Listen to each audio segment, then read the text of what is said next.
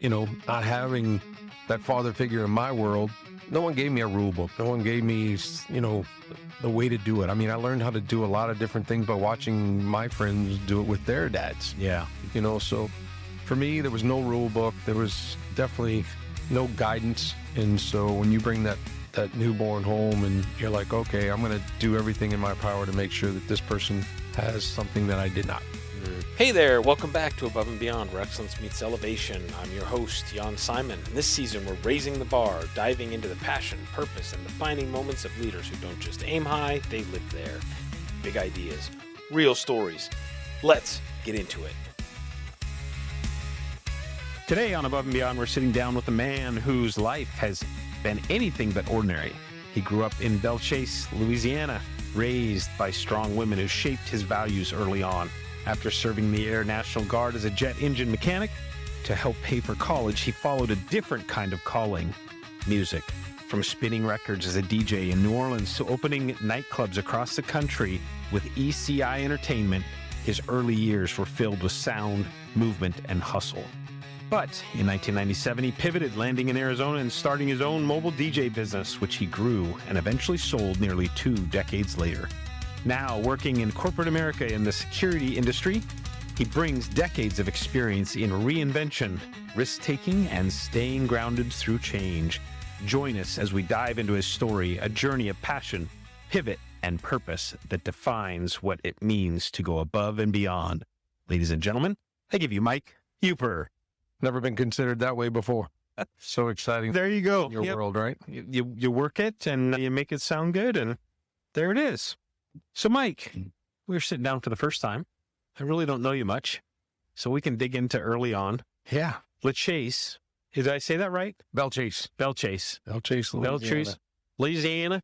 Louisiana, Nolens. Yeah, about 30 minutes outside of New Orleans. Now, that's south of New Orleans, right? South, so we're more towards the boot. So like when you get towards like Venice, Boothville, the end of the world. Is there actually land down there? There is land. Okay. Remember, we're 6-8 feet under sea level. I thought Louisiana was like below is it a dike? Is that what it's called? We have levees. Levee. That keeps us kind of afloat, okay, so to speak, or it keeps the water out. Okay. But we're surrounded by water. Matter of fact, when Katrina happened in 2005, we had ships 125 feet, 250 feet that were 7 miles inland. No kidding. That's how harsh the water was. And then, like in Plaquemines Parish, where I grew up, they're all parishes, not counties. Is that like a county? Kind of like a county. We ended up with no government help, no state, federal help. It was just local help. Okay. And so my mom was living there at the time in Belle Chasse, which is probably 20, 30 minutes from where it actually came across. Okay. I think it was Port Sulphur where it actually crossed. Okay. And we wouldn't have heard about New Orleans at all if it wasn't for the levees breaking. Oh, really? Yeah, because it was pretty much done, and then the levees broke, and then it just flooded. So were you impacted out there at all? Where you were? My mom was, yeah. Okay. So I left home in 91 and really never went back. Okay. And so, but she, living in Belle Chasse, very affected. Matter of fact, one of the things that just threw me for a big loop was a home across the street, the slab of the home, a quarter of the slab had moved like 100 yards. No kidding. So that just gives you an idea how powerful Mother Earth is. That's incredible. To move a slab. For sure. Yeah. Well, it's crazy because I've never, I don't think, been in a natural disaster. I fought forest fires for a while, so I guess you could probably say that a little bit. But, and being able to see, I actually was watching on the news the other night. They were showing, and I think it was the fire up by the Grand Canyon, the two cells kind of coming together and creating a fire, we call it fire devil, but basically a twister. And I can remember seeing those, but being in a situation like that where weather, you have no control. I mean, and you don't have control of the fire, but man, you have no control. That'd be just freaky. It is, and you're not going to save anything. So when, and New Orleans being one of those places where you get a lot of hurricanes that'll go a different direction. So they don't always hit you, but they always have to put out the warning. You might want to leave. You might want to, buckle down. But it's just one of those things where it's hit or miss. Mm-hmm. And most of the time it's miss. Yeah. And when it does hit, it's Pretty catastrophic. I've been telling my family for the longest time, it's not if, It's when. it's when. And the big one will come and it'll drown them out and the levees will all break. Sure. And, the Corps of Engineers won't be able to save it. Be underwater. It will be underwater. So let's talk about childhood. Were you born and raised in Bella Chase? Mm-hmm. Okay. So I was born in Marrero, Louisiana, Okay. St. Jefferson Hospital.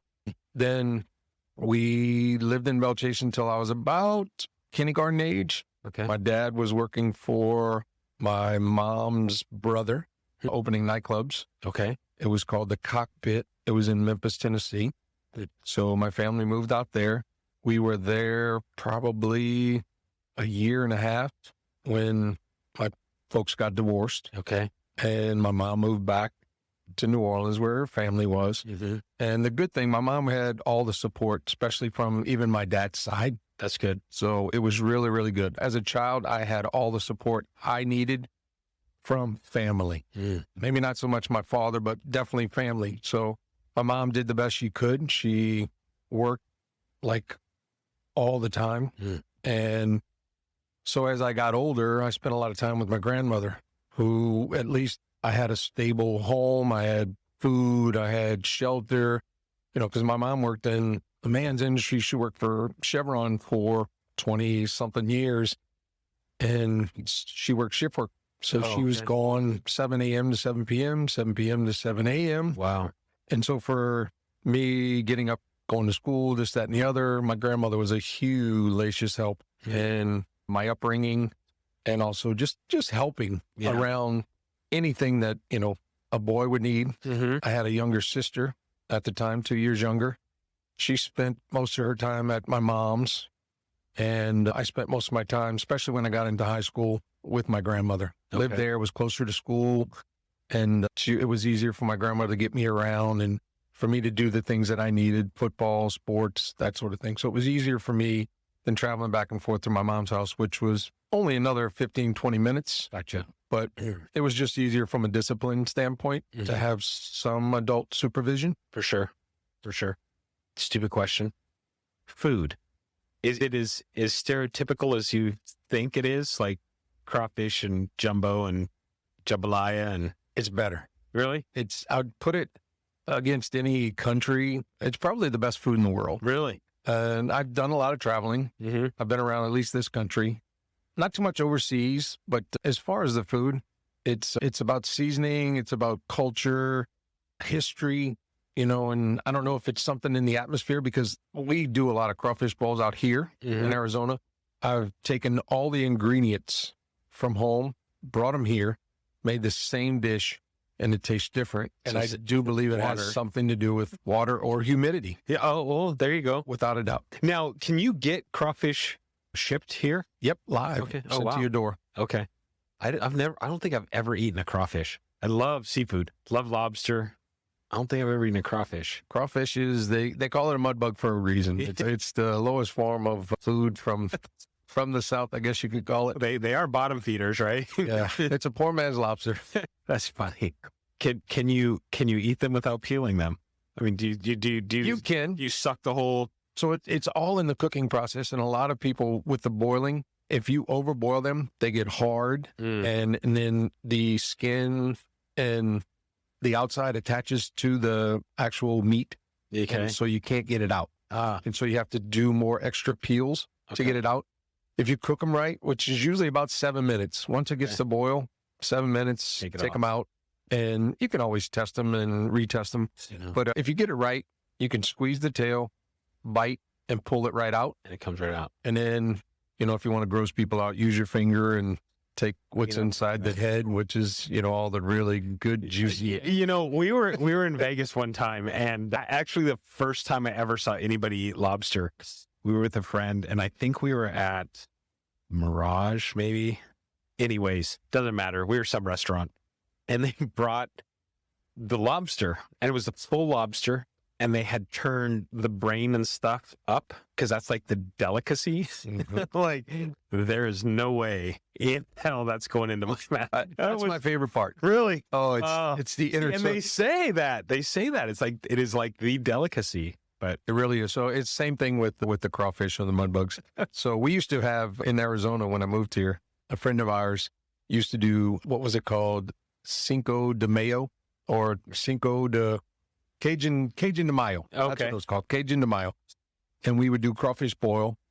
So after a golf tournament, we'd come back to his house. I would boil up all the crawfish and we'd have hundreds of pounds of crawfish and people would try it for the first time. So whenever you put on an exhibition or at least you show people how to do this, they're amazed, but you will gross them out when you stick your finger into the head of a crawfish, right? Sam, And you pull out this yellowish black dripping, and then it goes in your mouth and they're like, oh, I'm out. I'm not touching that. And they're like, stop, we'll never get rid of all this crawfish. I'm like, yeah, more for us. Because once you're done eating it, you've had your fill and you have all this left. Then you got to peel it and put it away for etouffee, jambalaya, anything that you want to mix with crawfish, you can put it in your breakfast meals. So it is really good. The one thing I would say is different between the crawfish and the lobster, and maybe I've had some bad lobster, but they tend to be rubbery lobster. More of that feel. Overcooked, You don't get that with crawfish. It's just like eating a meat. I mean, you bite it, chew it. Okay, well, I'm going to hold you to it someday. We will have it. I We're promise. going to have to do Guaranteed. a lobster boil. We will. A crawfish boil. That would be a blast. And Christine's aunt lives in New Jersey, and we've done crab boil, blue crab boil stuff, and God, I love that stuff. But I would love to try. I don't think I've ever had crawfish. We used to catch them as kids. Oh, but they were, little tiny ones. Little bitty ones. Yeah, we didn't have big ones. Yep, little ones, big ones. Same thing with the shrimp. You get little shrimp, and then they classify shrimp by the size to make a pound. So like 3 to a pound, 10 to a pound, 20 to a pound. So you get 20, 30s. That's how many it takes And a small to make a pound. Yeah, but we do the blue crabs as well. okay. That's a big thing. Is that blue crab at down there? home. Oh yeah, Oh, really? Okay. blue crabs. We also have the oysters, Oh, and I'll eat oysters in any way. Christine loves oysters. When I was I was probably 16. I think I was younger than that. I had braces, and we were at my uncle's house. So I grew up in Washington. We're in Puget Sound. We're at my uncle's house, and we go down to the beach and get clams and oysters and all that stuff. And so we're doing an oyster boil, and my dad dared me. He's like, "Hey, I'll give you $1 if you chew that oyster." Well, I have braces, so I start chewing the oyster. He got stuck in my back brace. I go to swallow it, and it's like stuck and down my throat. I'm like gagging. I've not been able to eat oysters since. But Christine loves oysters. We'll go places. She'll be like oyster Rockefeller or oyster whatever it is that she gets. I don't know. But, the raw ones with the horseradish. And I'll eat them any way you make them. But I can tell you, my favorite way is charbroiled. yeah. And it's so funny. It took me leaving and going back home to have charbroiled for the first time. Really? It's hard to believe, but I never. So I only spent my childhood in Louisiana. Gotcha. So when I was done with college, I moved away. Okay. I was working for a company that got me away from New Orleans, and it was perfect timing for me. New Orleans is a great place, or just outside of New Orleans. Belle Chase, we had it all. So as a child, we swam in the canals, the channels, the intercoastal, the Mississippi. We hunted, we fished.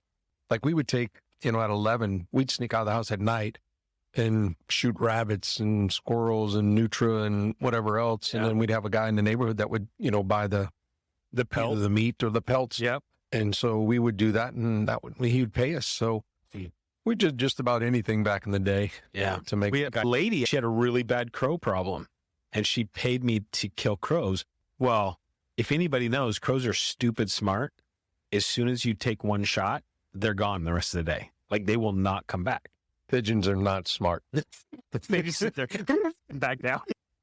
We had that problem when I first moved out here. So you could always tell the adolescent pigeons. So they'd sit up on the roof and you'd shoot one and the one would look at him and go like, what the? What happened? Hey, get back up here, buddy. Give me time to reload and shoot the other one, where if it was a parrot, you can shoot up there, miss or hit. Yeah. The other one's gone. Oh, yeah. Crows are the same way. You take one shot, there could be 30 of them in the trees. They're gone. And you will not see another one for the rest of the day. It's the craziest thing. I never knew that about them. They're dumb smart. But yeah. So sports. Did you play sports growing up? I did. I played baseball. I played golf. I played football. when I was 11, we figured out that I have congenital dislocated radial head. So the ulna and the radius in my forearms, both of them, are cockeyed. Huh. So playing football, I was the opposite of Popeye. So all the padding was around my elbows. Uh-huh. And when I would get hit, it would hurt. Oh. So you can see this bone. Yeah. It just sticks out. So on both arms, my left is a little better than my right. I can extend my left arm a little further than my right. Oh, wow. We knew that I wasn't going to play football for long because as soon as the other team figures it out, and I was the fullback and linebacker. Okay. So I played both ways. Pretty good sport, athlete. Baseball, I was average at best. Picked up golf when I was 9. My dad actually gave me a set of clubs, which I found out later were blades. I wanted to kill him. Thank you, Dad. But I think it was me and away from my dad to actually connect because he wasn't around. Yeah. He was an absent father. I think he had us for 1 week in a month and 2 weeks in the summer. Oh, wow. And we'd get excuses, And look, man, he had his own life. I get it. Maybe he wasn't ready for kids, that sort of thing. But he started another family immediately. So I have 2 younger half brothers. Oh, wow. That are 12 and 14 years apart from me, younger. And my sister. And then, of course, she still lives in Louisiana. She runs a hotel. So she's more connected with my younger brothers, but I was never there. Gotcha. So when I got home from the military, I saw them. And then I was off to school. And so I never really, I wouldn't say connect. I love them to death. But, we've never had that brother-sibling relationship. But back to the golf, my dad taught me when I was 9. And it was something that gave us time together. Not a lot of talking. So as I grew up, for him and I to stay away from the subject, that was painful. It was play golf. Yeah. We drank, and then we'd play pool, and then it avoided the conversation that always needed to happen. Yeah. But I got really good at golf.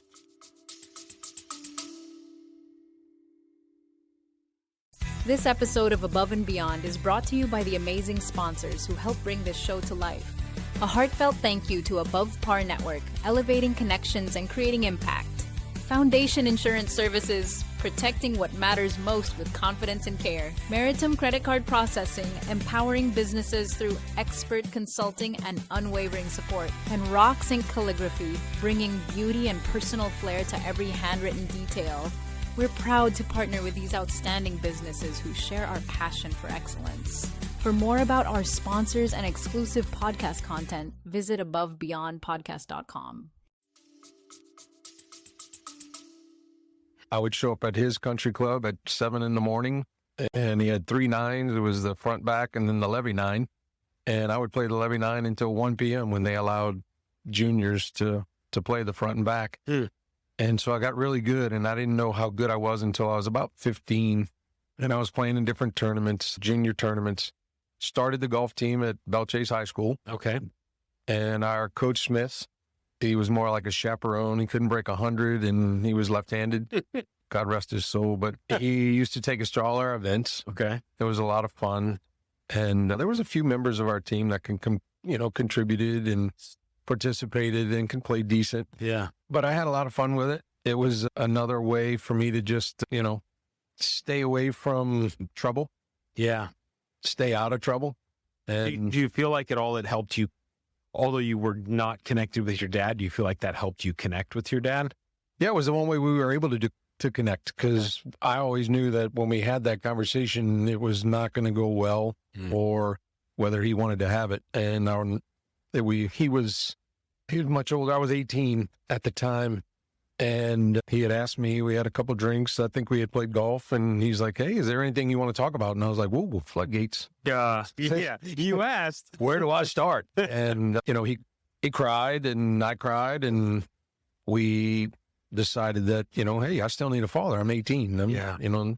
Life's not done, but it gave us something to do to avoid the pain and to not talk about, the fact that he was not there and there was an excuse here or an excuse there and whatnot. I remember every birthday or Christmas and whatnot, I would get a polo shirt and $100. Yeah. That's what I got. And like I said, it was very rare that we would get to see him in that once a month. type of thing. And so it pains him to hear me say it, but I've said it in front of him. When people ask, what'd you learn from your father? I was like, how not to be a father. Yeah. And it's painful, but it's the truth. Yeah.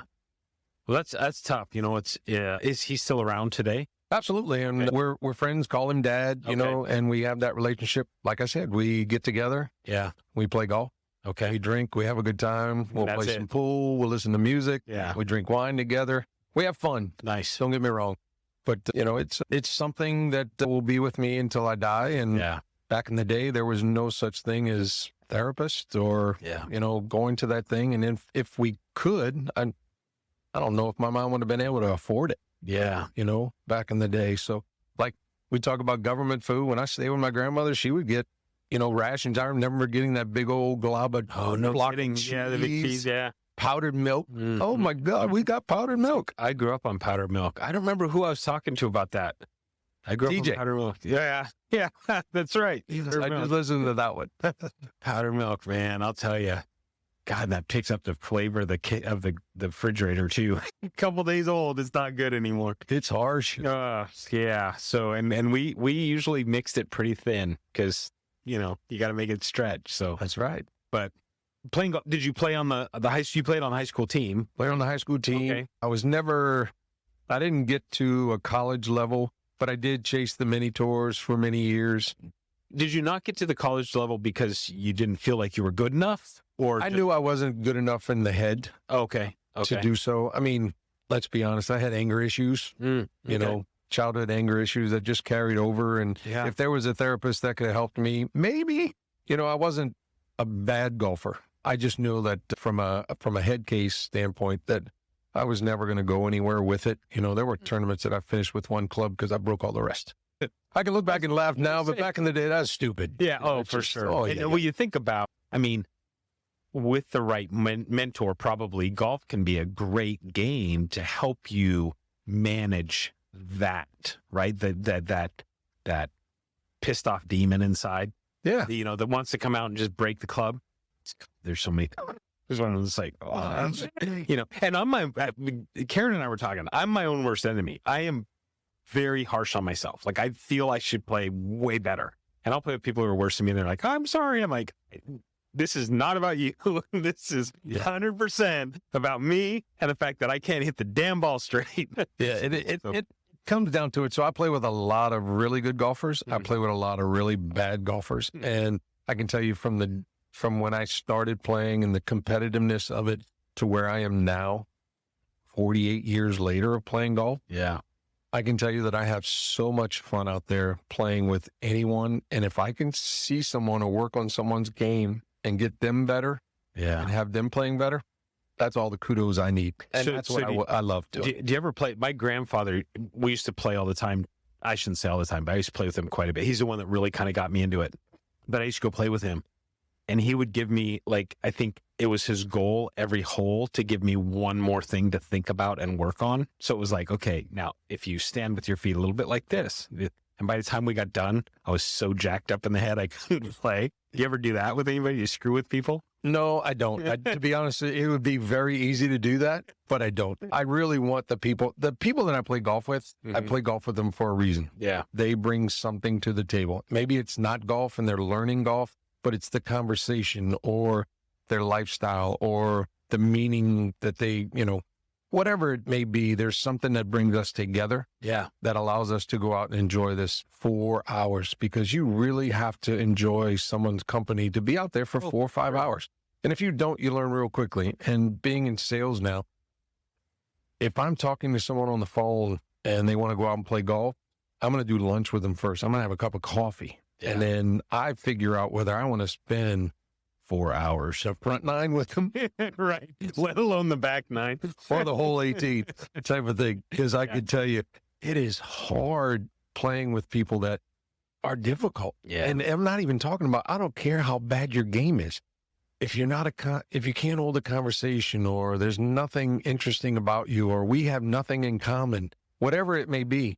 Now you'll see every time that I go out and play golf, I like to have a cocktail. Mm-hmm. I like to listen to music from start to finish. Yeah. I don't even take it out when I swing. You can ask people that I play golf. They'll tell you. It's something that happened about 15, 20 years ago. Yeah, And it just stuck. That's funny. And so I started having that. And I think that's really when it became fun to play golf, where it was no longer about, I mean, So you I could turned close my eyes. Turned into John Daly. Kinda. I don't play barefoot like Frank, but I do enjoy it. That's awesome. That's awesome. I mean, I feel the same way. Like, I love being out. I have gotten to the point where I know I'm as good as I'm going to get. I mean, I could probably get better if I took lessons, and I've never taken a lesson in my life. I guarantee I can make you better. Well, let's go golf. Exactly. But I did get new grips, which has been freaking awesome. But anyways, Air Guard, let's step back. Yeah. You went to the Air National Guard. Yeah, so out of high school, my mom goes, hey, look, I got your first semester of college. If you get all A's or all F's, I got your first semester of college. And I was like, oh, I got to figure this out. So if she's going to pay for the first semester, how do I pay for the second and the third and the second year, third year and whatnot? So I'm like, oh, the GI Bill. Let's try that. And then I went in and took a test. And I'm like, man, you scored really well. You can really pick whatever branch you want to go in. I'm like, I'll take it. Yeah. I need encouragement here. Yeah. And I knew I wasn't going overseas. I knew that I wasn't going to, I wanted to pay for school. That's the avenue I thought that I needed to take. And Was that during the first Gulf War? yeah, so this was back in 88. Okay. I graduated high school in 87. Okay. And it was okay. I did a semester at University of New Orleans. Okay. That was not for me. I'm like, I think I need to go away to school. I got to get away from my current situation, my mom. I mean, look, as much as I love that woman, she inspires me. I look up to her and respect her more than anybody else on this planet, besides my grandmother, Rita, who passed away many, many years ago. Yeah. I had to just get away from that situation and be on my own. And so when I graduated high school, signed the paperwork, and they told me I was going to Illinois after San Antonio. So Lackland was where we did our basic training. Okay. That was a kind of an interesting time. So I arrived there and we had like co-op type bases where my particular unit had a female unit, not in our barracks, but next to our barracks. Okay. And so we shared like athletic time, running time, a lot of different things with this team and females. And it's kind of funny. So you would get mail from home. You would send mail home. When you get mail from the next barracks over, that becomes a big deal. So when your drill instructors get a hold of this, they're like, oh, Airman Green is sending Airman Euper a letter. No. We should read this. Oh, no. Thank God there's saltpeter in the water, because I'm telling you, you start reading this and these boys are going to get excited. Oh, absolutely. And so they did, and we stayed in touch throughout the entire time we were there. And our TIs, I think there's a saying where you don't want to be first, you don't want to be last, you want to be somewhere in the middle. Mm-hmm. Well, I felt like I was in the middle towards the top. Okay. I wasn't the guy, hey, I'll do that, I'll volunteer, I'll go and, whatever. I wanted to get it done. Did you go active first and then go guard, or were you? No, there was no such thing as active for me. Oh, okay. It was literally to pay for my schooling. So I went to Lackland Air Force Base, and I think our training for the Air Force was 6 weeks, where everybody else was, or 8 weeks, and I think everybody else was 10, 12, the Gotcha. Army, the Marines. Yep. And then when I left there, my MO was jet engine mechanic. Mm-hmm. So I went to Chanute, Illinois, in the middle of nowhere, and the base was in the middle there. It was in a multi-use base or multi-branch. Okay. So they had different branches there. They had a golf course. Ah, well, perfect. So the first 3 weeks you're there, you can't leave the base. You have short hair. They know if you leave the base, you're going to get in trouble. And people are going to pick on you. You're going to end up in a situation you don't need to be into. So I never left the base. So for 3 weeks, I played golf. Oh, my gosh. And within the first, 4 days, I catch a group that's out there. I don't think anything of it. They invite me to play with them. So I think I finish 8 holes with them. And then 3 days later, my TI pulls me into the office. He's like, hey, who do you know here? I'm like, I don't know anybody. He goes, well, you know somebody. He goes, because you need to take your golf clubs to this golf course on Saturday morning. I'm like, oh, okay. Well, the guys that I ended up playing with, he was the general of the base. Oh, no So kidding. every week I played with the general of the base, and he would put me in scrambles. I mean, I was a good player back then. That's And I got awesome. to play golf. I was in the best shape of my life. Yeah, granted, it was just out of high school, but I would never trade my time in the air or the air guard for anything. I would not, because like I said, there was a time that I needed some discipline. Yeah. I needed some guidance, and I was able to get that from all the guys, our TIs, even the guys at Lackland. When we got our day pass, our hall pass at the end, we've done all our training. We've passed. Now that you get a free day to go into town, he pulled us in there, me and one other guy, and he's like, all right, look, I know you're going to go with Airman Green, probably straight to a hotel. How did you guess? Lucky guess. Let me give you these. You know what they're for, right? It's not a raincoat. And he was pretty cool. He's like, I'll bring you back a souvenir. So I think I brought him an ashtray, and then Airman Juan Carlos Benito was his name. He went with another female that from the barracks next door. And his dad was a general in the Peruvian Air Force. Oh. He didn't want any part of that, so he came to the United States. He joined the Guard. He was in my unit, particularly during that time frame.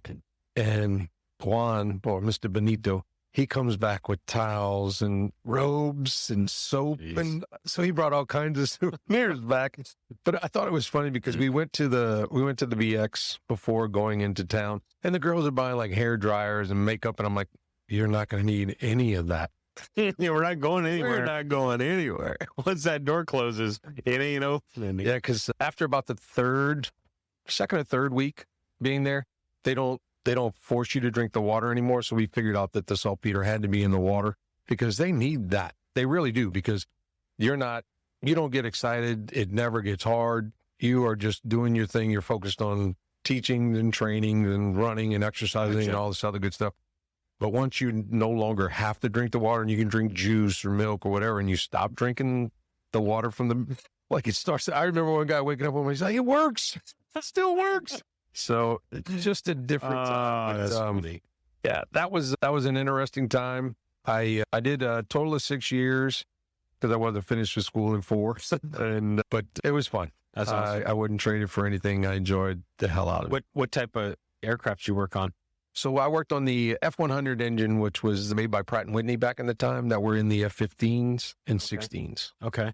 But our planes were old, and so for every 2 hours they spent in the air, they were probably 6 to 8 on the ground. Oh, wow. Oh, yeah. I think they were built in the 60s, so they were very old aircraft. All training aircraft? Is that what they...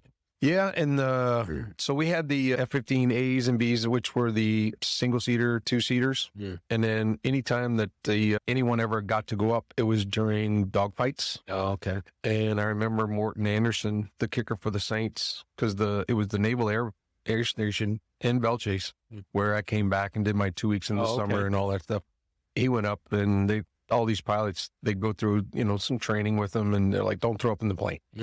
Well, Did you have to clean that out? no, not me, but I heard the stories. I did hear the Nasty. stories. Nasty. So during that time, you're going to college. I heard from someone that it may have been a southeastern Louisiana. Yeah, I went to LSU briefly, and I knew that wasn't going to work for me. It was too big. GPA was going to just fall out of the sky. And so went to Southeastern Louisiana University, played Sigma Pi with a lot of my friends that were already, 6 months, a year ahead of me. Did you play golf there? I did not. Okay. I played intramural golf there Okay. and all the other intramural sports. Yeah. I like I said, I wasn't that good. And when I went there, it was literally to focus on school and be a college student, Gotcha. so to speak, not an athlete. Did you finish college? I did not. Okay. I did not finish. I'm a few semesters, probably 3 away from graduating. Okay. And I got to a point where I knew it was a marketing degree that I was after. Yeah. And then I think as you get older, you start to figure out, man, this is probably not for me. Yeah. But the fact that my mom didn't have to pay for it, I didn't have school debt, Yeah. and someone else did. I figured out that the school was not for me, and I certainly wasn't going to be using a marketing degree. Mm-hmm. And so when I before I even graduated, I was working for ECI. Okay. And working for a place there in New Orleans. Matter of fact, it was the biggest nightclub. It was bigger than Billy Bob's in Texas. Oh, wow. I think it was a total of 55,000 square feet. Is it true what they say you shouldn't go to certain sides of the street in Louisiana? Sides of the street? I don't know. Like areas, blocks. Oh, yeah. There's certain areas that you should not go to. Okay. Yeah. Okay. I would probably say one of them is Bourbon Street. So if you haven't experienced it, you should. Yeah. And it's different. The people are so sweet and nice there. They'll give you the shirt off their back and never ask for anything in return. But I do believe we just took over the murder capital from Chicago. Oh, wow. Per capita. And that's not a good stat. No, that's not a good. That's not a good one to hold on to. While you're doing the DJ stuff, well, you were DJing, right, with ECI? So I was DJing. Matter of fact, I started as a barback. It was something to work that night, go to school during the day, and I wanted to figure out, hey, is this something I want to do? I don't know. It was a job, and so I'm pushing around a trash can. I'm singing songs and picking up trash after cowboys. Okay. And it was definitely a cowboy bar. It was called Mudbugs. Okay. Of all things. Of all things. It was called Mudbugs. And depending on where they opened the club, they had different names that they used. So one could be Cowboys, one was Denim and Diamonds, one was Cactus Moon, just depending on the state, location. But New Orleans, Mudbugs just fit. Yeah. It was their first big one. And like I said, it was huge. We had a 22,000 square foot horseshoe dance floor. Oh, wow. And I think 22,000? 22,000 square feet. Wow. That's huge. I think the capacity was just over 7,000. That's insane. Yeah. And for Merle Haggard, I think we had almost 11,000 people in there. Wow. Oh, good thing the fire marshal didn't show up. He was paid. I think he was standing at the front door. Yeah. One check. No more. No more. No more. No more. One. Oh. No. But I'll never forget Merle Haggard. So I'm in the DJ booth and Merle Haggard. So they allowed me to go on his bus, pay for his night. And I got to find out that they ordered like 12 loaves of bread, like 8 white and 4 wheat, and then I think there was like 9 bottles of Jack Daniels for just that night. Damn. Or their 2-day stay because the band gets in there. They do some practicing either the night before or all during the day because we're closed. And Merle got up there and he sang 3 songs and maybe 15, 20 seconds into his 4th song, he slowly just started to mumble, turns from the microphone to his band members, and they slowly stop playing and it gets completely quiet in here. And then he turns around to the mic and he's like, holy shit, I forgot the words. And everybody goes nuts. And I was like embarrassed. I'm like, I've been listening to this. He was so drunk he couldn't remember the words to a song he's been singing for decades. So funny. That's so funny. He reminds my son when he turned 16, before he turned 16, Van Halen was coming to town with David Lee Roth. And he's like, hey, Dad, have you heard of this band? I think, when I grew up, Maybe. I may have listened to him a couple times. He says, you want to go? I'm like, yeah, let's go. So we go. We went out to, I don't know, Cricket Pavilion, whatever it is out there in the West Side. David Lee Roth, same thing. I think he was so drunk. It's like he'd start singing. Pretty soon he's just mumbling. And the crowd's singing. So it's like you don't know, but he's, it's like, come on, dude. Well, every year we would get the concert series summer pass to Auction Pavilion. Okay. The outdoor, like 75th and McDowell. Yep. And about 2 years ago, he was there. And all acts because it's around, a community. Yeah. So it's homes and everything. So they have a cutoff at 11 o'clock. Oh, okay. That music has to be cut off. Well, he didn't want to leave the stage. Oh, he kept singing. They drug him off. Way. Oh, yeah, they drug him off. No way. But it was so good. I mean, he's 74 years old and he was still killing it. It's crazy. And then, so we've seen a lot of acts out there. That's awesome. Music is a huge part of my life. So, are you a singer too? No. Okay. And I don't play an instrument either. Okay, but you are mixologist? Love music. Yes. Yeah. And so, yeah. Were you on the tables and stuff? I mean, what did you do? Yep. So a lot of the stuff, so you don't mix country music. I mean, you could. You could. Back in the day, so this is the 80s, early 90s. Today. You're not really mixing a lot of Next, we're going to play Boot Scoot and Boogie. Yeah. Play. So the country song, and then you talk over Yeah. the mix most of the time, but it's stuck. And so it's kind of that neon cowboy feel. So most weekdays it was all country music. Okay. And then you get to the weekends and you mix in. That was when it was still country music, too. It was different. So, but you would still mix in all of your nightclub popular music. Okay. And read the crowd. Yeah. If they wanted all country and they weren't up there dancing to it, then you went back to country. But it was that type of setup and that type of situation to where you'd mix it in on the weekends. How much prep time did that take you to kind of get ready for that stuff? Or did you just come in with a playlist and you're like, okay, I'm doing the same thing every time. Oh, if this isn't working, we're going to bounce over here and do that. Actually, no playlist. I never, ever set up a night with a playlist. Okay. It was all just read the crowd, figure out who was in there. If we would do dance lessons before, then I know that they would stay afterwards. And then, to start the evening, they'd want to hear some more of we taught them a line dance that night. They'd want to hear more songs that you could do that particular line dance to. Gotcha. And then, so it just, if you play a triple step type song and you had a large crowd, then you would find more of those type of songs to play, or the two step. And I don't think it was until I moved away from New Orleans that I learned about the one step. I didn't even know that was a thing. Most everybody did a two step, but I think to be able to do all the different moves and spins and turns, what those are. So a two steps is like 1, 2, 1, 1, 2, 1. And then like a triple step is 1, 2, 3, 1, 2, 3, 1, 2, 3. And then a waltz is boom, boom, boom, gotcha. boom. Okay. So just different tempos to the song made you do a different type of dance. Well, the one step you can pretty much do to any song, which you don't ever have to count your feet. You never have to worry about off steps because you're just doing a one step. Gotcha. It allows you to do more of the moves, show off the girl, because that's really what dancing is. You're showing off the female. Yeah. We used to, my ex and I, when we were in college, there was a place called the Buckboard Tavern. Easy for you to Buckboard Tavern. And we go line dance all the time, swing, line dancing, loved it. I mean, loved dancing back then. That was a blast. We used to do that all the time. It was a fun time. We had a guy that used to make us shirts. I guess probably Garth Brooks kicked off all the different styles of shirts and whatnot. So we just copied all of that. And we had a guy that would make them fluorescent. And we had a lot of black lights in the club. So, just the white shirts would stand out, all the different colors, the pinks and the oranges and the greens and things. It was really, really cool. The hard pressed Wranglers and it's like ropers. Everybody had them. It was a lot of fun. So when they offered me the position of opening more clubs is basically when the schooling came to an end. And so I started traveling with the company, opening clubs. We'd spend 7 to 8 months and then move on. Oh, wow. And so did you teach somebody to basically do what you were doing then? Or? Yep, I'd hire the DJ and then I'd build the DJ booth. Okay. And I'd train the staff on the DJ and then I'd help wherever else was needed. Okay.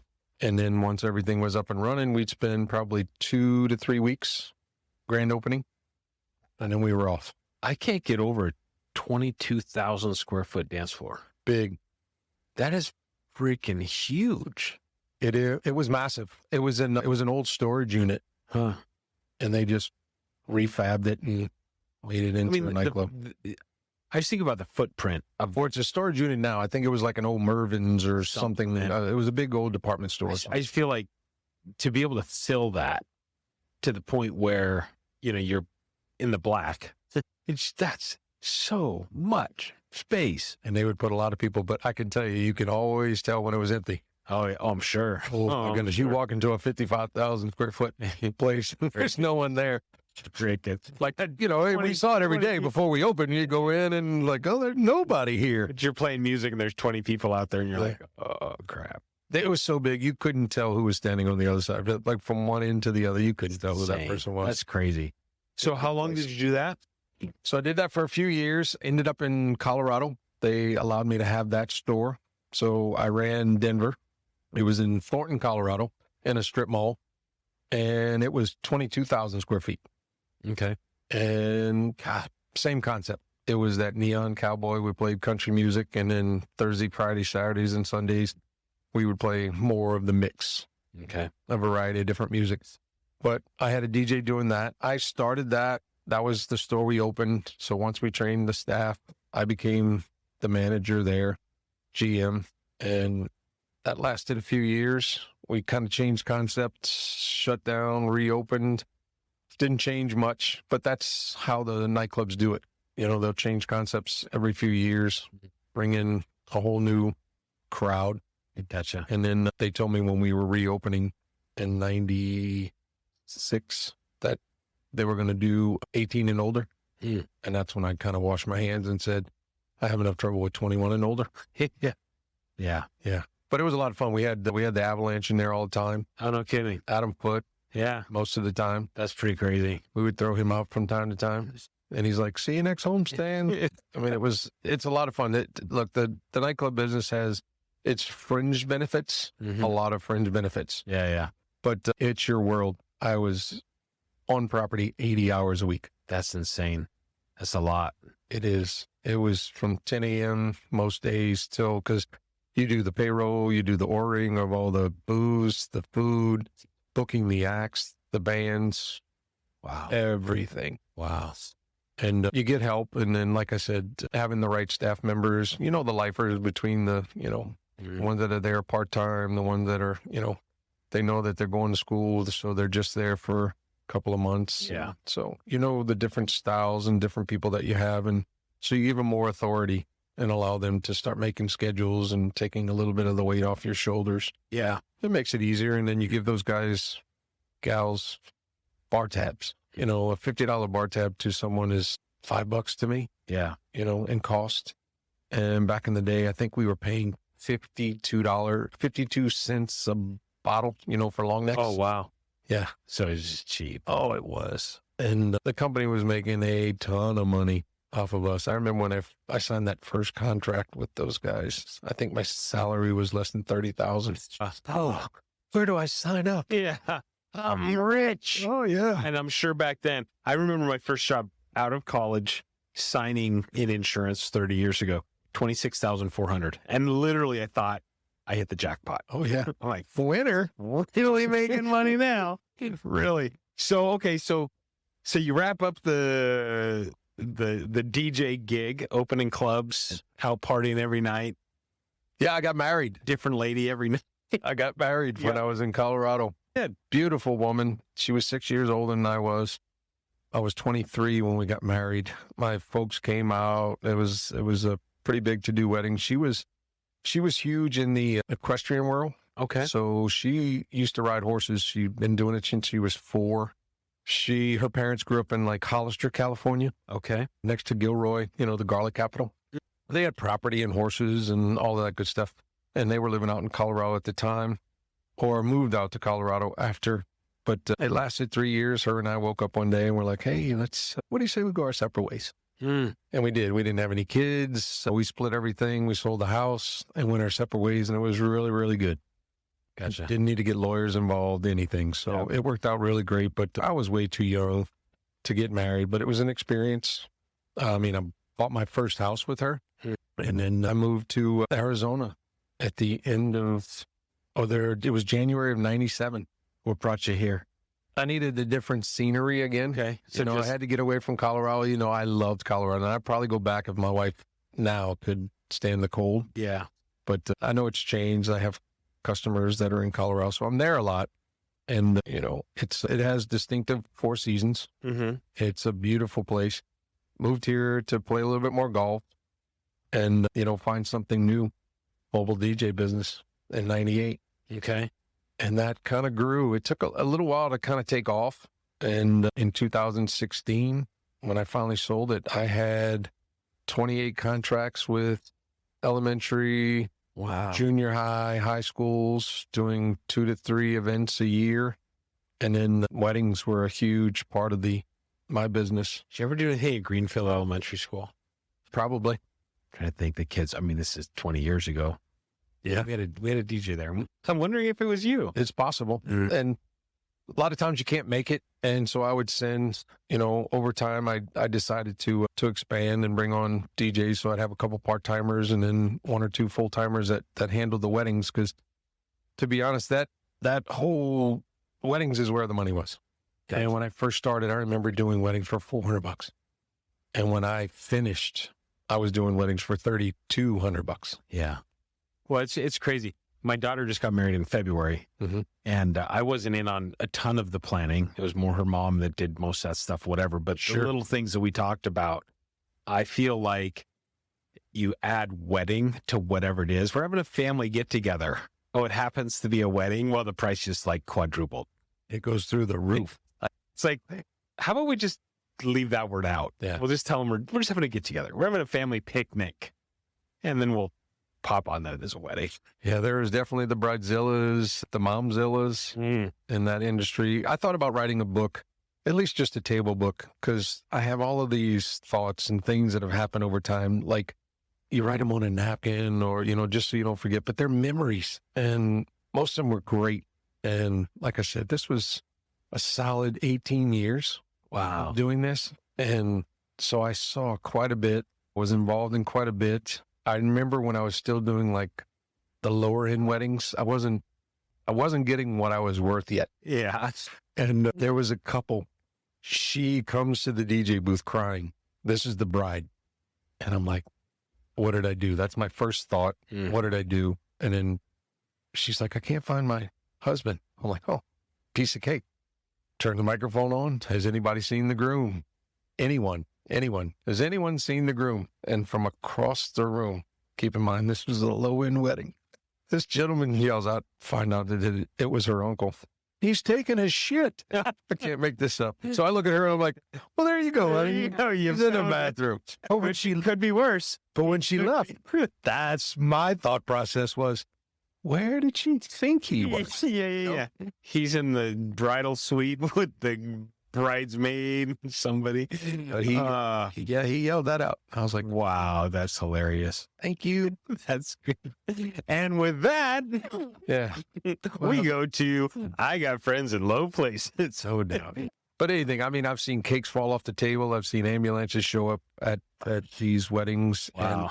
And, I think over the years, I've really learned to just calm them down. And it's all in the pre-planning. And I still think to this day, wedding coordinators are worth their weight in gold. You're going to pay out the ass for them, but they are worth their weight in gold because there's so many things that happen prior to the wedding that you're not in the mindset to take care of. There's, a month out, 3 weeks out, 2 weeks out, a week out, the day of, all these different things like their rings.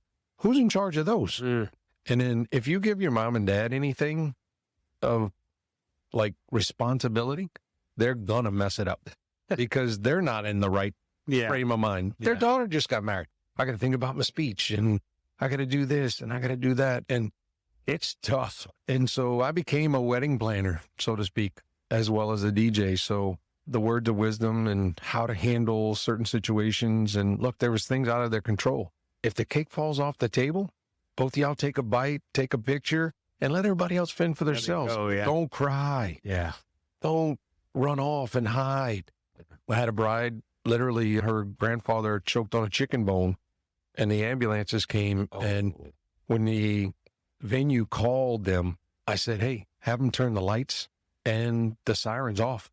Yeah. If they come rolling down it was a long road to get in. They would see him and hear him coming in and then pulling in. I said, your wedding is over. Yeah. So don't have them do that. So they turned off everything. She storms upstairs into the bride's room, and then grandpa gets checked out. He's fine, but he was drunk. And so no one could get her down. And her father finally says, hey, Mike, can you go upstairs? And I'm like, what am I going to do? I'm a DJ. Yeah. If her mom can't get her down or her girlfriend can't get her down and her father can't get her down, what am I going to do? Right. So I went up there and I'm like, hey, DJ. I'm like, just so you know, grandpa's fine. I know you haven't asked about him. I said, but the only person ruining your wedding is you. I said, I can tell you this. If you're not down in 10 minutes, I'm leaving. And that's all I said. Oh, no kidding. I went downstairs and Dad goes, how's it go? I go, well, you're going to fire me. And she came down. Really? And he's like, I have to know what you said. I'm like, no, you don't. That's between She'll me and tell her. you later. She will. Yeah. She'll let you No know. doubt. And then I remember when I decided to raise my rates, when I was doing $600 weddings or $800 weddings, I sat with this couple and they had all of their family, aunts, uncles, siblings, dads, both sides, sitting there, and they're just bombarding me with questions, and I'm answering them all. And I got paperwork and I'm showing them this and examples, and we're going through a bunch of different things. And before I even discussed price, Dad got up, put his hand around my shoulder, and he's like, you're my man. And I'm like, oh, tonight's tonight. So when they asked price, I put the pricing stuff back in my folder, and I'm like, $1,400. And he's like, and I was waiting for, I'm like, I'm your man. But I never got it. So he never bitched. And then, so every time I ran into an example to raise my rates, how much am I giving these people? What am I doing for the amount of money? Are you hiring a wedding planner? Am I going to end up being that person? Because the caterers, they think about food. They're worried about food. The DJ kind of orchestrates the whole evening, sets the tone for pretty much everything that takes place. You are the guiding light of everything that happens that evening. Yep. Unless you have a coordinator. Then that coordinator is telling everybody where to be. But still, the DJs direct really traffic. I mean, they are directing. Yeah. I mean, because you can, I mean, I think of all the weddings I've been at, and you can be playing the chicken dance and everybody's happy and whatever because this stupid ass song is playing. And then you go and you play something else and crickets. Yep. And now you got to go, okay, now I got to pick it back up. I got to get back involved. And you got to swallow your pride, because there's times you're going to play something. Yeah. And you're going to, oh, that was a flop. I'm going to use my power of veto, get rid of it, and move on. Kick it out. Damn.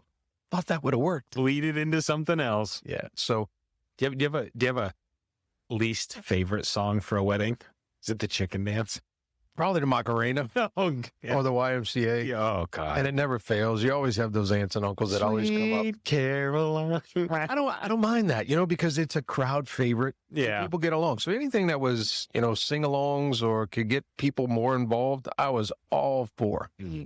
Definitely the songs that Macarena, the chicken dance, I could do without them. But look, if you have kids at weddings, Love them. they're going to want them. People are always, but I always, so on my list of things to fill out for the bride and groom, because I have paperwork for them. They have to do their homework and they have to fill it out. If they just hand it back blank, it's like, this is my wedding, not your wedding. Yep. So please fill out this information. Yeah. And along with what to play and, the music, because you only have a certain amount of time to get to know these folks, what their likes are, what their dislikes are, things of that nature. So I would always have what they want played. And then also, I want a list of what you do not want to hear, because I have no problem telling aunt and uncle that this song is not going to be played tonight. Yeah. And that's, you're a guest. But we were there was a strobe light going off saying information center. That's what the DJ is. Everybody came to me. When are we going to eat? I don't know. If you're that hungry, maybe you should have gotten something to eat before you came. According to my notes here, it says another hour and a half. Bride and groom are taking photos, and then we'll be back in 2 hours. Yeah. Enjoy a cocktail. Yeah. So, but we were the information source for just about everything. So rolling forward, you got out of that. Yeah, I sold it, but before I sold it, I had full-time DJs working for me that were out there doing most of the work. So I kind of slowly, like Frank and APN, Okay. Working on the business, not in the business. Yeah.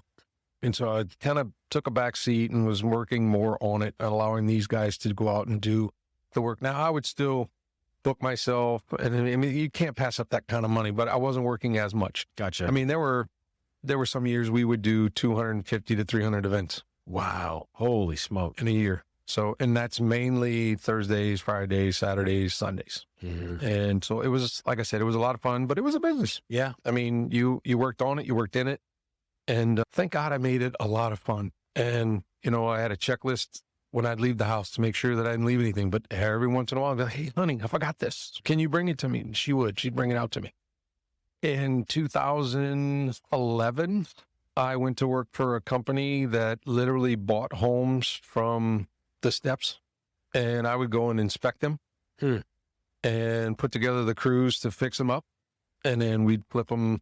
They were buying anywhere from 45 to 60 homes a month. Wow. And so I'd be in homes from the crack of dawn any way I possibly could, jumping fences, breaking windows, just to find out if there was anything wrong with this house that would avoid them from buying it at all. You know, anything that was visual that I could see. Was it like a tax lien auction or something? Or, Yeah, or foreclosures? And most of them were, and it was, you know, back in the time where, you know, 2008 crash and Crazy. 2011, this was, you know, and so I was doing that in Phoenix. And then I started traveling to other states. I was in Florida, Georgia, Michigan, Ohio. And then the market started to dry up here. And they're like, Mike, we need you to move to Atlanta. I'm like, I'm done with that. Yeah. I'm Not moving to Atlanta. not going to Atlanta. I mean, if you just said maybe Ohio or, you know, Florida, I'm maybe. But Yeah. Atlanta, no, I was not going there. And then I got into the security industry. A gentleman from our neighborhood was like, hey, you want to try your luck at security? I'm like, sure, why not? And so I started selling commercial security for a company called Tyco. And I did that in Arizona. And then must have did it well enough. I got a chance to do it on a global scale or national scale. So I worked for national accounts as a business development and security. And I did that for many years. To 2020 was May of 2020. They called COVID and they're like, your last day is May 1st. Yeah. Like, Good luck. hey, Yeah. thank you. And then I bounced around from a couple security companies to where I'm in now. A friend of mine offered me on the manufacturing side. Okay. And so I took that just over a year ago. Matter of fact, June made a year for me. Okay. And I feel like I've finally found a home Yeah. where I belong. And my opinion and what I do matters. Mm-hmm. And the people that I work for are working for me, Gotcha. so to speak. Yeah. Yeah. I don't know a better way to describe that. More of a team It environment. is Everybody wants everybody to succeed. They ask questions and not just dictate. And I love that. That's awesome. And they hired me for my experience. They hired me for what I do and told me just that, Mike, I need you to do what you do. That's awesome. And so it's been working out really, really good. That's awesome. And somewhere along the way, you got remarried. I got remarried. So I moved to Arizona in, January 97 and met my wife in 99. She came I was a golf pro at Rolling Hills. Oh. And I went from Rolling Hills to Kim McDonald. Huh. And then I went from Ken McDonald to Desert Mountain. Really? But while I was at Rolling Hills, she came in there one day with her 3 girlfriends, and she had worked for the airline industry, and she's like, we need some sticks. And I'm like, golf clubs? She's like, no, sticks. I'm like, tees? And then by now, she already thinks I'm a smart ass, so I'm like, this is not going to work out great. She's like, no, I don't know how to this stick things. And I'm like, golf clubs. She's like, no. And then she goes outside and she gets one of the pull carts and brings it into the door. So we had the pull cart handles. Oh God. I'm sure trying to think, what could she mean other than golf clubs? That was me, typical male. Trying to fix the problem, but I don't really know the problem. And so I was trying to get to her point of view, but I wasn't getting there. And of course, she didn't think much of me at the time. And so when I called him to the tee, I called him the sticks foursome. Oh, no. And then it was literally a week, maybe 2 weeks later, I had a date and it was Fat Tuesday. And so on Mill Avenue, they had a place called Fat Tuesday. New Orleans. So where else was I going to be? Yeah. So I had a date and there's a hellacious line to get in. And I told my date, I said, I'm not standing in this line. I'm going to just go to the front, VIP, and I'll speak Cajun and they'll let me in. So I said, if I'm not back in 5 minutes, come to that line, I'll get you in. Yeah. So came around, said something to the guy, he let me in. I went straight to the bar, got a beer, got a shot, and I went back to the line. I waited. She never came. So I went back to the bar, got a beer, got a shot. And then as I'm walking through the crowd, place is packed. And you know how small it was. I mean, yeah. It's a small place. I hear this girl go, there's the golf guy. Oh, no. I'm like, oh. And I turn and it's her and her friend disappears and so Tricia and I start talking. And before you know it, I don't know how long we were talking because we were just involved, enthralled in the conversation with each other. And I knew we were around the same age, but I wasn't sure. I really didn't know her, hadn't talked to her. So we start telling each other everything we want out of life. This is what I want. I've been married before. This is no kids. And, I want to live here and I do want kids. And, it just went on and on and on and on. And before you know it, we were kissing. Oh, kid you not, we were kissing. And then I got a tap on the shoulder. My date. Oh, I kid you not. And so I turn around, I see her, I reach into my wallet, I get $20 and I'm like, put a cap. That's when Tricia started to like me, I think. Oh my God, that's hilarious. And we've been together ever since. That's hilarious. And we just hit 25 years. Wow. Congratulations. In July. So yeah, we got married up at the Desert Mountain. Okay. On July 21st of 2000. So for me, it's easy. I just got to add the years. Yeah. Any kids? We have two. Okay. I have two lovely kids. Madison, she's 22. Okay. And Carson, 18, just graduated from Castillo High School. Okay. He's about to go to NAU. And Madison just moved out in June. Thank you, baby. No, she's very independent. She was due to be out sooner. She just... Did you change the locks on the house? No, but it's funny. They come over from time to time like, hey, you guys need to call. Yeah. I said, mom and dad are empty nesters and we're kind of living our life now. And, but we set up dinners with them and that sort of thing. But yeah, Madison's super smart. She's got a lot of street smart. That's good. A lot like her dad. She works for a restaurant company in the Valley. And she travels the country opening up new restaurants. And then when she's not, she's here serving and bartending. But at the age of 22, she can do that. That's good. And, I wish her all the best. Carson, he is living his best life. He's 18, just graduated from high school. He's been a lifeguard for 3 years at our local community pool. And then he just he's been there 8 months now at that new Rebel Surf Park. Yep. And I guess that's Mesa. I don't think it's... Yeah, I think it's Mesa. Yeah. And so when I say living his best life, he literally works and surfs. Wow. And he's about to go to NAU where life's going to hit him in the face. And snowboard and doesn't have to work. He does that too. I think of what our kids get nowadays to what I had available to me, and it's different. I think my kids would be good without the phones if it wasn't introduced to them like it was not introduced for us back in the day. Yeah. I think they'd be fine because they're definitely outdoorsy. Madison, it was tough for her in high school because COVID was her last 2 years, and she was a spirited school student. She was like vice president of Stugo. She was on the drama club. She did stand-up. She did improv. No kidding. My daughter did improv. That's I awesome. thought that was the coolest thing. That's and awesome. literally like throw them a topic and they'd run with it. That's awesome. It was really, really cool. She was on the soccer team, was a really good soccer athlete. And then Carson, poor thing, we drug him to all of Madison's events as he was growing up because they're 4 years apart. And he wasn't really a ball sport kid. We threw him into everything, football, baseball, basketball. And, like me, he was kind of average at those things. He was really good at wrestling, super strong.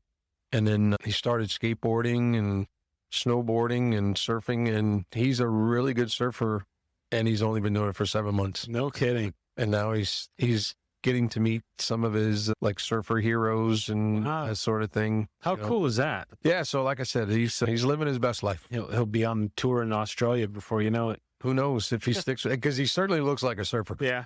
He is adapted to that look. So much for NAU. Yeah, he's going to fit right in. He's going to fit right in. That's too funny. So now you're an empty nester. What's next? Soon to be. We drop him off in a couple of weeks at NAU. And then I know for a fact we got to go back there in September for Parents Weekend. I think we're looking forward to that. But no, it's been kind of cool. With the wife and I, we've just been experiencing different things. And look, man, when you put all your time and effort, and I have to give almost all the credit to my wife because she's always been there for my kids. She's, I say baby, but, you could call it nurture. Help them with anything and everything. And, I've always been the disciplinary, so I've always been kind of like the bad guy. Yeah. But I'm okay with that title because, not having that father figure in my world, no one gave me a rule book. No one gave me, the way to do it. I mean, I learned how to do a lot of different things by watching my friends do it with their dads. Yeah. So for me, there was no rule book. There was definitely no guidance. And so when you bring that newborn home and you're like, okay, I'm going to do everything in my power to make sure that this person has something that I did not, or have everything that I did not. So you tend to give them a little bit more and a little bit more leeway. And, and I think we have 2 super kids. That's awesome. Really great kids. That's awesome. Where we really didn't have to discipline them too much. We didn't have to punish them too much or take things away. They've always chosen more of the right path than the wrong. That's awesome. And I'd like to think that most of that has to do with, some of me. Yeah. Mostly my wife. She's always been there for them. But now that we're close to being empty nesters, you have to figure out how to enjoy the things that you and your wife have in common. So we play pickleball together. Nice. We obviously love dancing, nightlife, listening to music, drinking, going out to dinners. So we do really enjoy a lot of different things. We have to find hobbies. Yeah. She's got them. I'm learning to kind of adapt to some of her hobbies, which is crafts. I'm not a crafter at all, but I will try. Yeah. And if it's something that makes her happy, I feel like I have to try. She told me the other night at Glow Golf that is the first time she's done in 2 years. Okay. That she wants to do it more. Okay. Nice. Which I think is great. Yeah. So we'll get out and we'll play more golf together. That's good. Which will be super. Yeah. And then the pickleball, I take my pickleball paddle when I travel. So I play quite often. I'm up every morning, play at 5:30, at least 4 days a week. Show up to a court. Yeah, we have a little text thing that goes out. And so I play doubles. So you definitely want to show up with your 4 and play. So there's a text group that goes out. So you're not just showing up, at least not that early to play. And it's a lot of fun. My wife gets involved. She's more of a social aspect of it, off the 9 holes and then, lunch and drinks. Yeah. Where I could play all day. Yeah. Yeah. Nice. A little different. So let's talk about APN for a minute. Just because your membership's a little bit different than most everybody else. Yeah. You're the outlier. No, I'm just kidding. I'm the social guy. Yeah. So talk to me about the social. I mean, how did you get involved with APN? How did you get involved with Frank, and how'd that all happen? So over 4 years ago, Eric Lopez called me spur of the moment and said, hey, man, we have a spot for Palm Springs golf tournament in 2 weeks. Like, I just happened to be at Carson's track meet. We found out he's not a track star either. He was doing the long jump and the triple jump. I'm like, Carson, I'm sorry. Yeah. I'm sorry this is coming out now. Oh, yeah. But he's a surfer. That's good. He is definitely a surfer. But like I said, was he's he a skateboarder? He was a skateboarder. Okay. He learned how to skateboard. But like I said, just all the sports, he just never attached himself to them, never did them. I think he was involved in the sports, the ball sports, because his friends were involved in the sports. And the only reason he didn't stick with wrestling is because none of his friends wrestled. And, when you're a kid, you're kind of influenced by that thing. If my friends aren't doing it, I'm not doing it. But he was really good at wrestling. What were we talking about? I was talking. APN. APN. Yeah. So Eric called me and said, we have a spot. And we were at the track meet and Trish was there. And I'm like, hey, there's a golf tournament. Can I play? They have a spot. Sure, go. And I went and won. And it became a thing. And I'm like, well, you got to join now. So I joined over 4 years ago and it's been an absolute blast. And because my business is national, it's not local to Arizona. I don't have a business membership. I just have a social. Yep. But I am at the majority of the events and I've made so many good friends, people that I hang around with weekly, monthly, daily, that I play golf with, that I go to cigar events, Letitia. I've met so many great people that have businesses that are involved in APN. And I'm a huge promoter. Yeah. I try and get as many people to get involved, especially if you have a business. It doesn't matter what it is. This is unlike any other networking, and I've been involved in BNI and a few others. It's just not the same. Yeah. For me, what I see with the different businesses, I get to take full advantage of them. I don't promote a business, but man, if I need my car fixed, Jeff's my guy. My AC's about to go. I know that I'm going to be calling Andrew. Yeah. So there's always someone. And if you don't know someone, call Frank. I promise you he knows someone. Yeah. Even if they're not involved in the network. But APN's been great. A lot of great friends. And I think now that, we've become the empty nesters, we'll be able to take part in more of the events. Makes sense. Like Myrtle. Yeah. Trisha's going to come to Myrtle. That's I think awesome. there's more couples going to that event Christine will than be I there. expected. Yeah. Which will be a lot of fun, and then, them getting APN started over there, which is great. It'll be cool.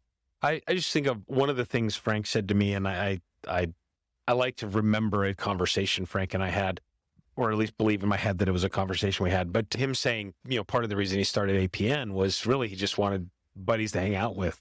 It's like you just need someone to hang out with. So I like that aspect of it, that it's like really more, cultivate friendships and whatever comes from it, from that.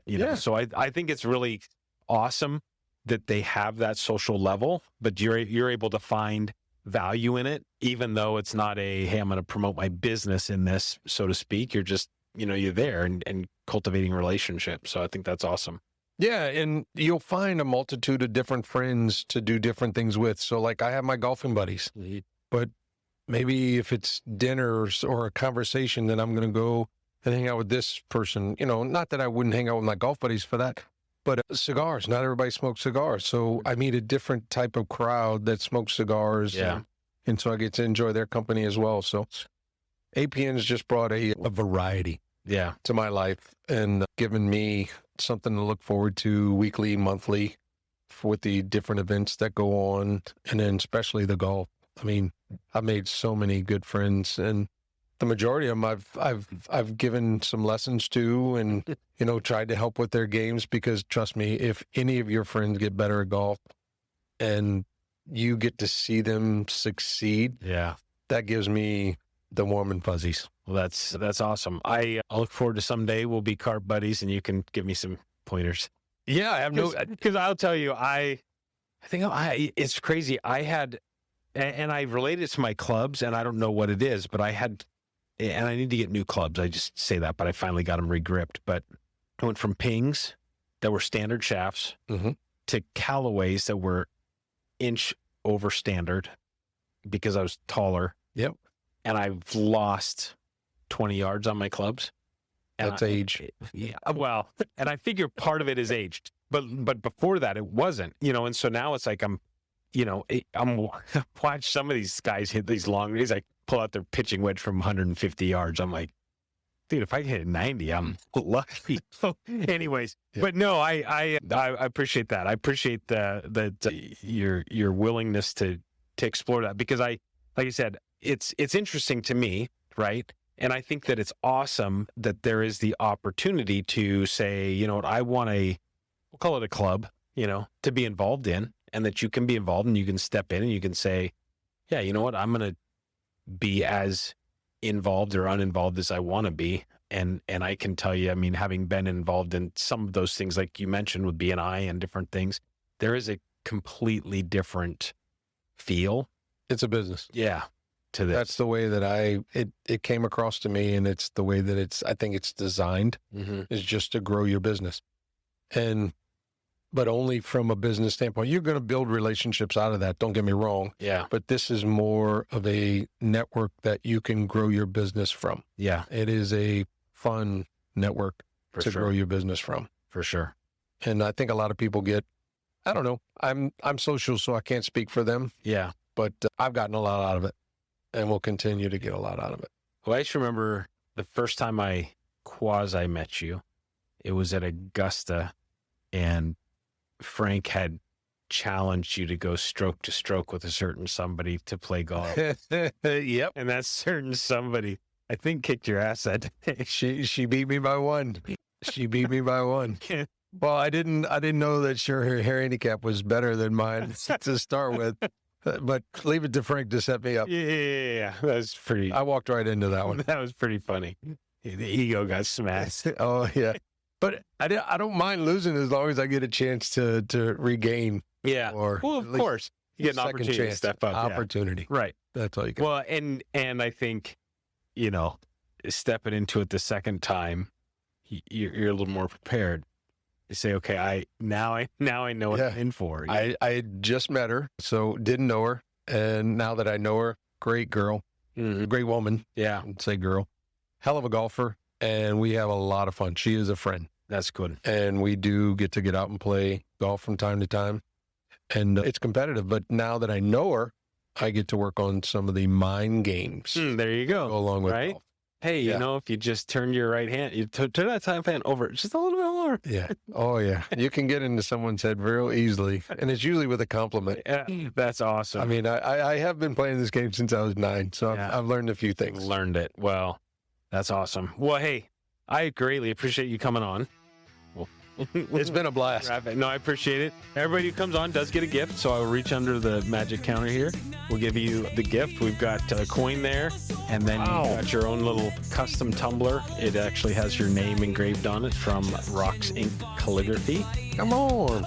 And so for whatever. Open it up. Yeah. Oh, my goodness. That's awesome. Yeah, so whatever. Glad to be a part of it. There you go. Thanks, Sean. I really appreciate you coming on and sharing your story with us and just having a conversation. It's been good getting to know you, and I look forward to many years to come getting to know you even better. Yeah, maybe even Frank will listen to it, and he'll be able to announce me a little bit differently than Mike, our Palm Springs champion. Yeah, right. Mike, our 2 times Palm Springs champion. There is Mike, I don't even know what you do. There is more depth to you than just golf. There really is. So, anyways, well, hey, I greatly appreciate it. Thank you so much. I appreciate it too. Thanks, John. This is Mike Euper, and I went above and beyond.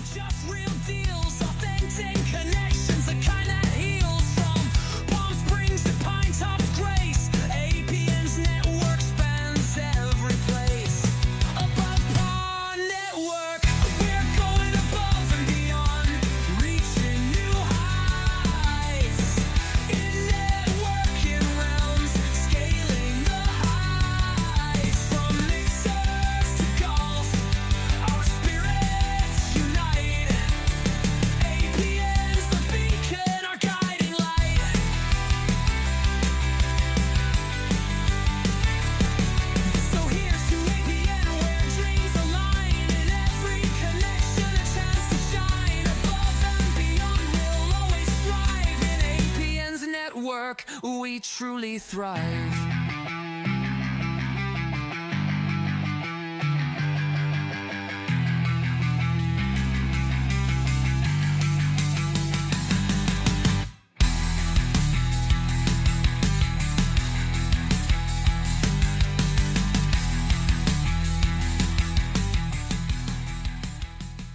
Like, share, and subscribe to Above and Beyond, where excellence meets elevation. Elevate your mindset, one episode at a time.